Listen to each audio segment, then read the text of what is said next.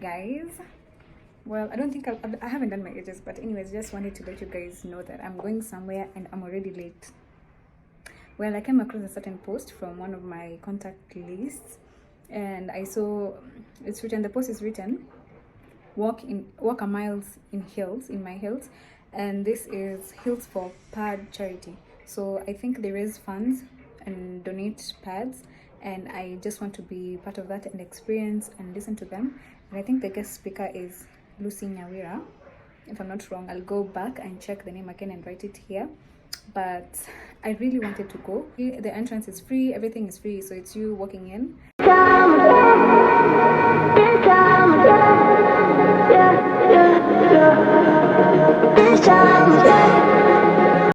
Outfit, this is what I'm wearing. This is the first time I'm going there, just know what goes on, what we talk about, you know, and you guys can hear everything. Look at the waist. The waist is wasting.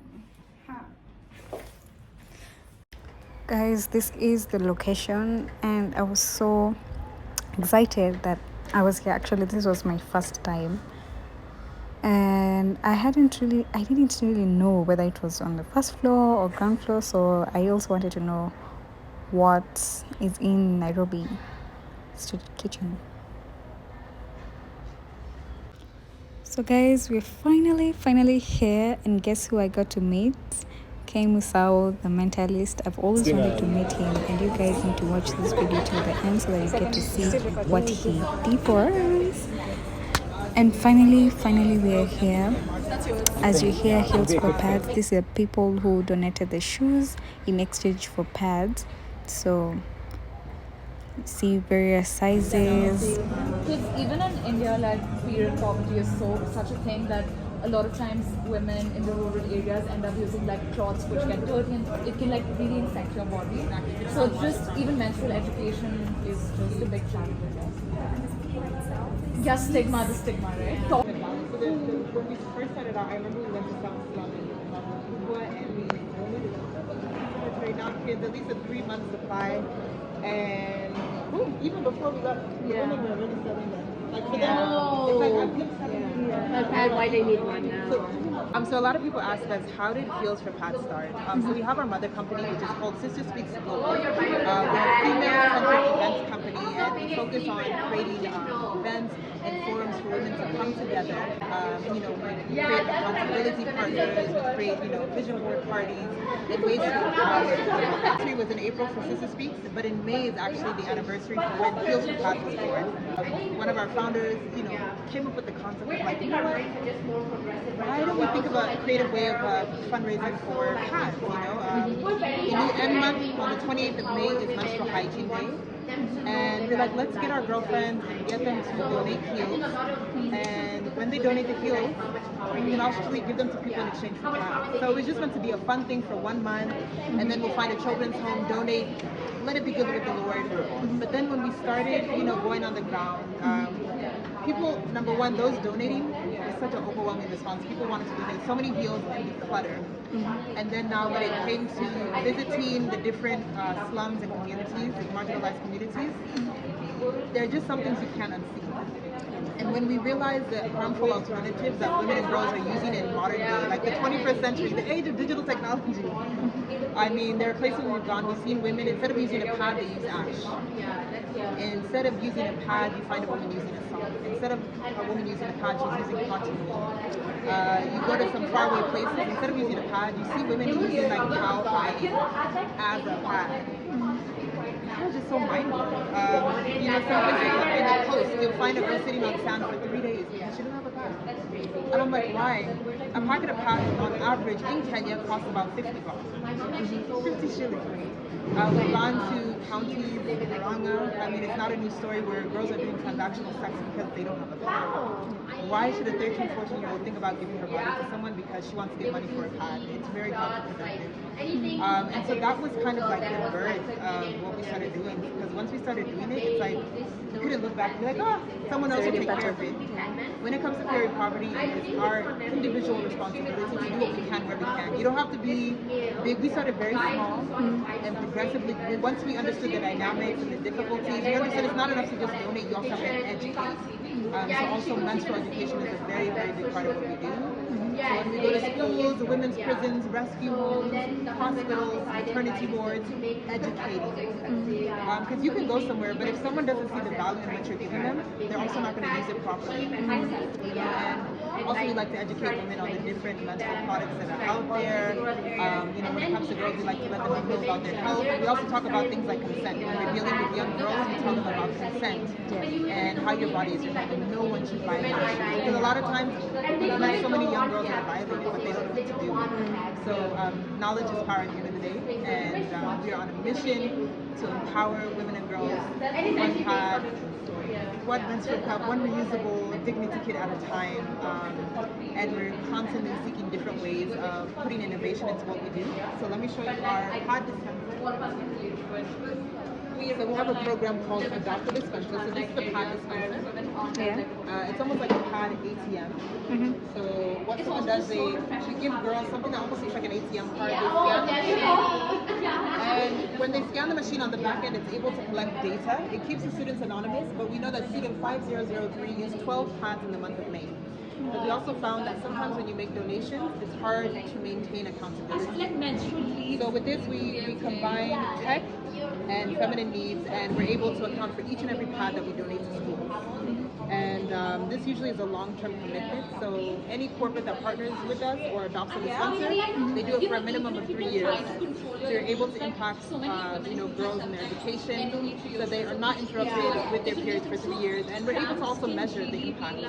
This allows us to measure the impact to see, now that she has a steadier supply of pads, how do we measure, is her attendance going up? Is her sense of confidence going up? Is the teachers, noticing a change in the way she approaches class?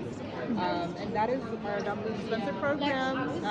Make sure you check us out at Heels4Pads on Instagram, Twitter, and also Heels4Pads.org. Also our mother company at Sister Speaks 254 on Instagram, or you can simply Google Sister Speaks Global and find out more about it.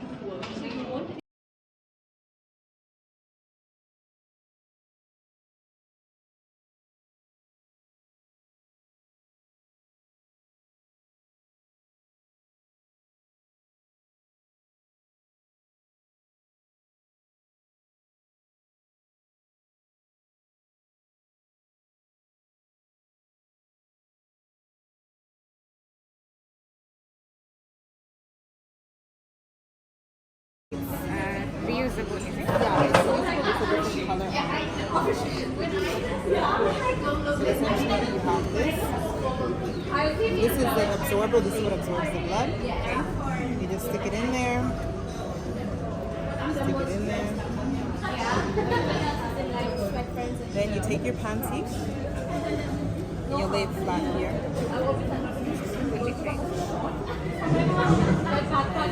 Would you be mixed here?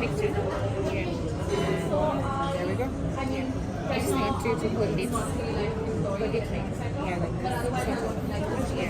So once you secure it, and you secure it by closing here. You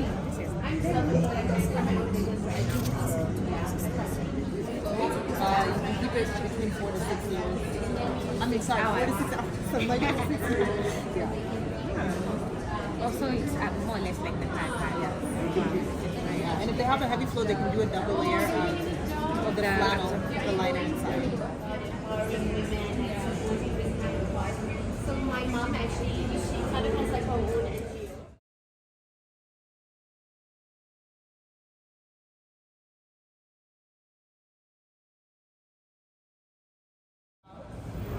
So we came up with this thing called Walk a Mile in My Field. So every Wednesday we select a Woman Crush Wednesday to come and share her own personal journey. And what it's been like, what's the good, the bad, and the ugly. This lady is very stunning, very humble. She is an ambassador. She's also a former beauty queen. She ran for Miss Albino Kenya. A lot of people don't know that even exists. But she represented Kirinyaga County. Yes, Kirinyaga County in the house. And she has just been one of those striking faces that has been moving forward and being very bold when it comes to representation. Yeah.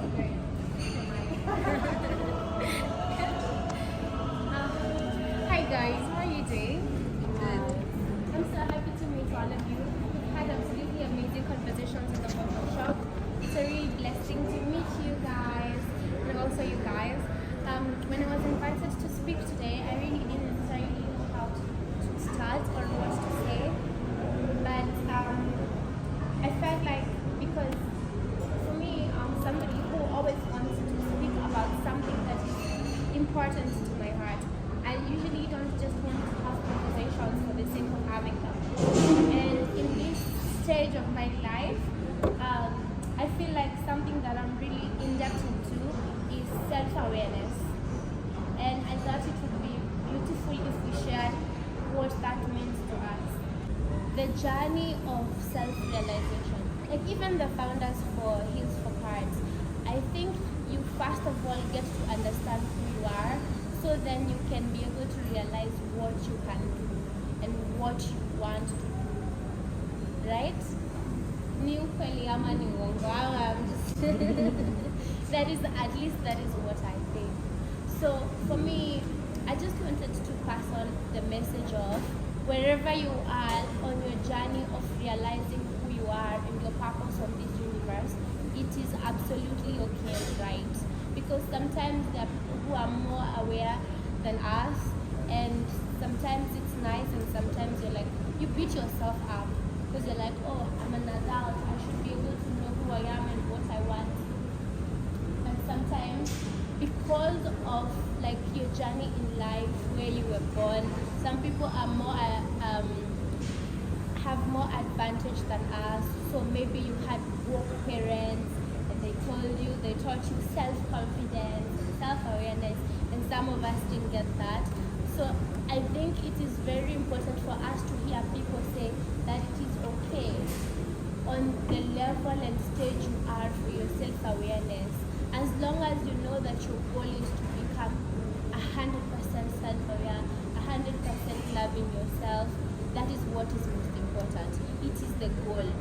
But the journey of it all, it is not a bad thing for you to one day to be all up and then the next day to be all down. That is something I personally struggle with a lot. Let me tell you a short story. I'm a jack of all trades, but my most amazing work right now is influencing for Johnny Walker. So I met a lady called Stuti in 2019. She was the brand manager for Safari. So I got to work with her in 2019, and then she moved to EABL in 2020. No, 2021. And last year, she called me and she was like, we'd like you to influence for JW Black because of your journey and because of like your fight with mental health and your creation of awareness around albinism. And I was like, I don't think I can do that. And she was like, why? I told her I've never influenced for anything before. As much as I love the tagline and what Johnny Walker stands for, I don't think I'm the best person to do that. And my reason for that was because I've never seen anybody who looks like me influencing for anything as big as Johnny Walker. Another reason was I don't have as many followers as the traditional influencers do. So then when we were doing like my tagline video, and she told me for this season Johnny Walker is standing for keep walking. And I really cried because I could really resonate with that. Because for me, keep walking means no matter what happens.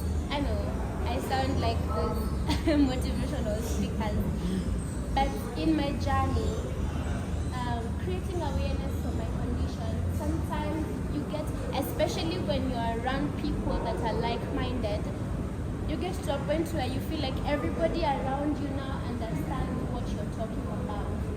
But then one day you go to another group of people that have no idea that you're actually creating awareness for anything.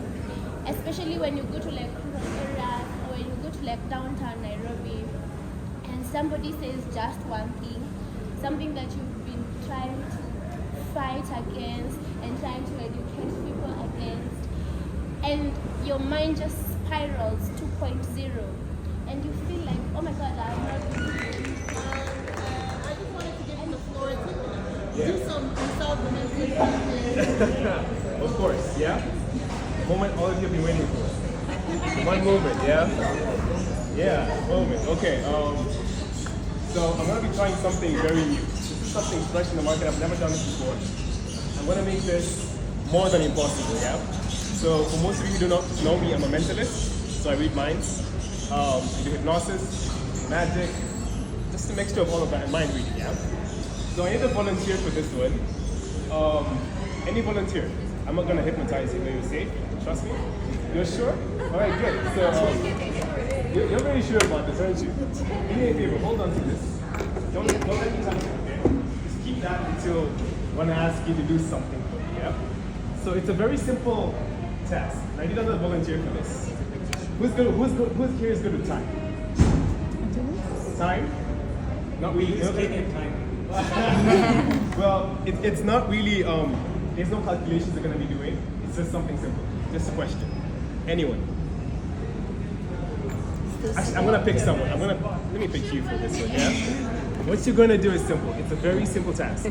Imagine you have 54 cards displayed right in front of you, and you're gonna think of one. Think of one card out of 54 different cards, yeah?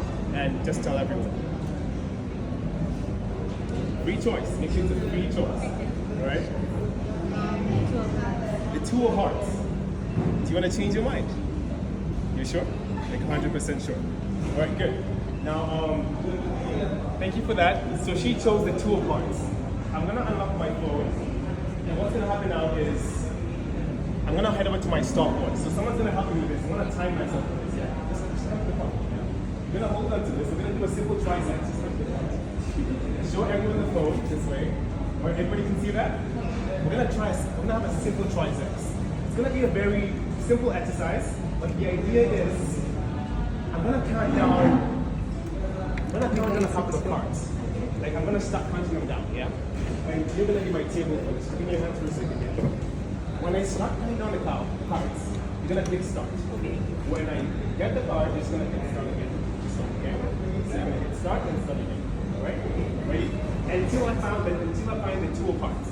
Alright? So I don't press stop till you find the card. Until I find it. It's a very simple thing, but make sure you time it. Okay, ready? Everyone can see nothing fishy is going on. Who wants to shuffle the deck? Should I shuffle the deck or you're good enough with this deck? You're good? You trust me? Alright, good. So ready? And let's go. Now this might look insane. It looks very random, but there's a reason I'm actually doing this. Let's start again. You got it? What's the time? 9 to 8. 9 seconds, 28 milliseconds. That was a simple triceps. Right? Just to confirm, make sure nothing fishy is going on. What time is it then? Okay. 28 milliseconds. Alright, now we're gonna do this one more time. That was a triceps. Alright? So hold on to the phone. Mix these cards up, please. Just mix them up as much as you want. Mix them up as much as you want. Remember, you have a deck in your hands. Don't worry about it. Don't worry about it. As much as you want. Are you good? Fair enough? Okay. Okay. Oh, keep on. Ready? Alright, good. So you know the exercise? Alright, so starting now. Until I find the Two of Hearts. Oh, you really mixed this card really well. Wow. You missed it. No, it's okay, it's okay. What time is it? You stopped it. 7:02, yeah? It's okay, it's okay. She stopped it earlier, but it's okay. So you stopped at 7:02. Everyone can see that. We're gonna take the milliseconds there, which is 2, yeah? The milliseconds, everyone can see that. We're gonna make this impossible because you've been holding on to that deck the whole time. You chose the Two of Hearts, yeah? It was 7:02. What are the odds? That she stopped on 7 seconds, 2 milliseconds, and she chose the 2 of hearts. I'm going to show you how we're all connected, and I gave you a deck before you even chose a card. Take out the deck of cards and count down 2 cards. Okay? Slowly, slowly, slowly. Make sure all the cards come out. All right, here we go. There we go. Anything left inside? No? All right, now onto my hand, count down 2 cards. Ready? So just play them. Yeah. No, just put them. 1 and 2. Turn the second card over. This one. Show everyone. And the second position is actually the 2 of hearts. No other position in the deck. If you look actually closely, all the other cards are all different. Just to make sure, yeah? They're all different. You could have chosen any card. That's impossible. We use time. What are the odds? Because You gotta do it again. one more time. I gotta see it twice. Yeah, you know, your girl could be left out. But you guys come visit the kitchen street square to experience this. This honestly has been so mind-blowing to me and inspiring, and I would want you to also experience this and be part of it. So until next time, thank you for watching.